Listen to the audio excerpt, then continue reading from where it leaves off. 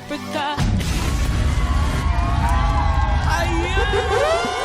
Wow naman! Ay, ano ba? Congrats naman! Oh my gosh! Oh my Ang God! gagaling nyo! Hot na nakaka-good hot naman vibes. talaga. Siyempre! Summer na summer! Oo! Yan. Pag nagsama-sama itong tatlong to, talaga namang mainit na Siyempre. may dating talagang ibang Yes. klase. Nga po eh. Oh. Tsaka Faith and Darlene, ano pa talaga pinaglalaban nyo yung ginagawa nyo kanina? Hello, talaga nilaban namin to dahil, hello, kasama namin si Ex-Bam Mirano. Siyempre. Hello! Pero, ako may tanong din ako sa mga boys natin from King of the World Philippines. Boys, maganda ba ako? Kung maganda ako, say wow! Wow! At syempre naman isang karangalan na makasama namin sa sayawan na nag-iisang Sex Bomb Mia! Welcome back to TikTok lang. Bumati ka muna sa ating mga tiktropa. Grabe, nakaka-pressure to. Puro beauty queen yung kasama ko.